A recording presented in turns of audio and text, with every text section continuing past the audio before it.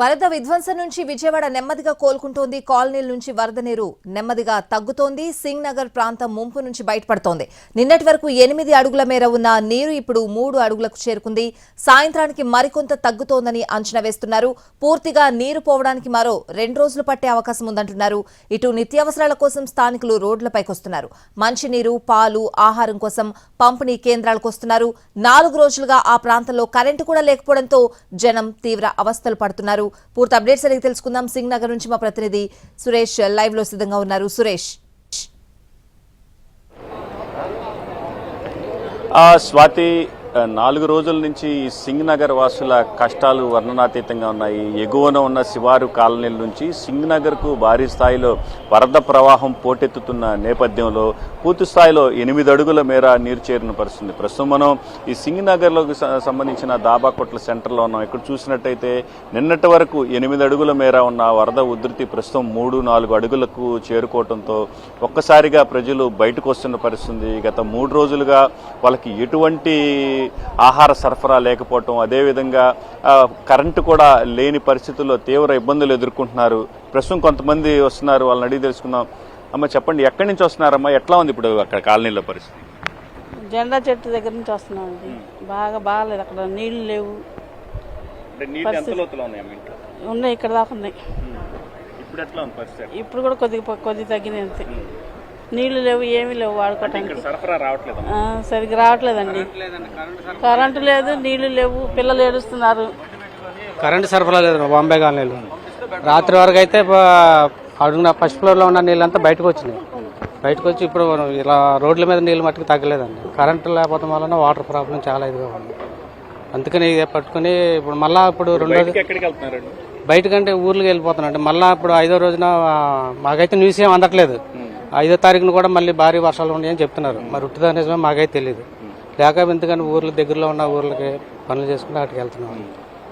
మరొక బాధితులు ఉన్నారు, ఆయన అడిగి తెలుసుకున్నాం అసలు అక్కడ కాలనీలో ఏం జరుగుతుందనే విషయాలు. లోపల అట్లా ఎట్లా ఉందండి పరిస్థితి? 3 రోజుల నుంచి నీళ్లు కూడా లోపలంటే మనకి బయటకు వచ్చే వరకు పరిస్థితి ఏం తెలియట్లేదు సార్. ఇప్పుడు ఇవాటి వరకు కూడా మనకి మెయిన్ రోడ్డు మీదే ప్రతిదీ బళ్ళు తిరుగుతున్నాయి, కానీ లోపల వీధుల్లోకి రావడం కానీ ఎవరు చేయటం. ఇప్పుడు ఏదన్నా ఒక లారీ వచ్చింది, ఒక ట్రాక్టర్ వచ్చింది, మెయిన్ రోడ్డు మీద పెట్టి ఆ రోడ్డు చివరి నుంచి సప్లై చేయాలి కదా ఇళ్ల మధ్య సందుల్లోకి. ఏమీ లేదు, ఓపికన్నాడు బయటకు వస్తున్నాడు, ఓపిక లేనాడు ఇళ్లలోనే వస్తున్నాడు. రావాలి కదా కనీసం బయటకు వచ్చి. ఇప్పుడు నీళ్లు తగ్గిన తర్వాత వస్తున్నాయి బళ్ళు. నీళ్లు తగ్గిన తర్వాత జనాలే వచ్చేస్తున్నారు బయటికి. లోపల బళ్ళెలతో ఉపయోగం ఉంది? మీకు అదవుతుందండి. ఇప్పుడు లోపలికి నీళ్లు తగ్గాక బళ్ళెలతో ఉపయోగం ఏముంది? జనాలు వచ్చేస్తున్నారు కదా, ఇంకా లోపలికి వెళ్ళి ఎవరు పంచుతారు? వాళ్ళ పరిస్థితి చాలా దారుణంగా ఉందండి. ఇప్పుడు మనకు కనపడేది కొంత, కనపడేది చాలా ఉంది. ఒక మనిషి చచ్చిపోయాడని 3 రోజుల క్రితం చెప్పామండి. ఇప్పుడు మనకి రైల్వే ట్రాక్ పక్కన ఒక మనిషి చనిపోయాడు, 3 రోజులు అవుతుంది. ఆ మనిషి అలాగే ఉన్నాడు. ఇప్పుడు ఏంటనేది తెలియట్లేదు.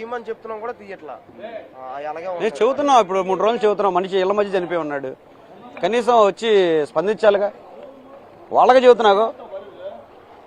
ఒకసారి మీరు చెప్పండి, అసలు ఏం జరుగుతుంది? చనిపోయారు. ఇది ఆదివారం ఉదయాన్నే వరద వచ్చిందండి. ఇది ప్రభుత్వం కావాలని చేసిన చర్య. ఎందుకంటే అక్కడ ఉన్న విభక్తిని తట్టుకొని ఇటు పంపించారు వాటర్. 44 సంవత్సరాలు అవుతుందండి ఇక్కడ వాటర్ చూసి. మేము 44 సంవత్సరాల నుండి ఇప్పుడు వరకు వాటర్ లేదు ఇక్కడ. ఎందుకు వచ్చింది? సరే, అచ్చెన్నాయుడు గారు వచ్చారు, ఎప్పుడు సోమవారం పొద్దున వచ్చారు, ఇస్త్రీ చొక్కా వేసుకున్నాడు, చక్కగా ఏసీ కారులో వచ్చాడు, కూర్చున్నాడు. చనిపోయారు. ఎన్డీఆర్ఎఫ్ వాళ్ళు చెప్పాం, ఇక్కడ తెలుగు మాట్లాడే ఐఏఎస్ ఆఫీసర్లు చెప్పాం, ఒక్కడు పట్టించుకోలేదు. ఆ మనిషి డెడ్ బాడీ అక్కడే ఉంది. అలాగే 3-4 బాడీలు ఉన్నాయి. ఇప్పుడు వాళ్ళ సిబ్బంది వచ్చి ఏదో ఒకటి చేస్తే మేము పడవకి 1500 కట్టి మా 2 పిల్లల్ని పంపించాం బయటికి. 1500 రూపాయలు లంచం ఇచ్చాం. ఓట్లేసింది అందుకైనా మేము ప్రభుత్వానికి 1500 లంచం ఇచ్చి 2 పిల్లల్ని బయటికి పంపించి మా బంధువుల ఇంటికి పంపించాం.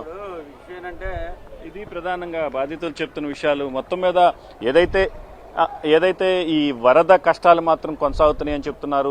మెయిన్ రోడ్ల మీద ఉన్న ఇళ్లకైతే ఆహార సరఫరా జరుగుతుంది, కానీ శివారు ప్రాంతాల వ్యక్తుల పరిస్థితి వర్ణనాతీతంగా ఉందని చెప్తున్నారు. మరోవైపు చనిపోయిన వ్యక్తులకు సంబంధించిన డెడ్ బాడీలను బయటకు తీసుకురావాలన్న ఇబ్బందికరంగా మారింది. వృద్ధులు ప్రాణాల మీద ఆశలు వదులుకొని జీవించాల్సిన పరిస్థితులు ఏర్పడ్డాయని స్థానికులు చెప్తూ ఆవేదన వ్యక్తం చేస్తున్న పరిస్థితి.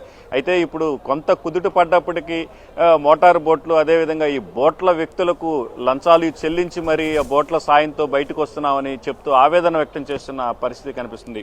ఇదే ప్రస్తుతం సింగ్ నగర్లో ఉన్న పరిస్థితి. Over to studio. Right Suresh, thanks for the updates.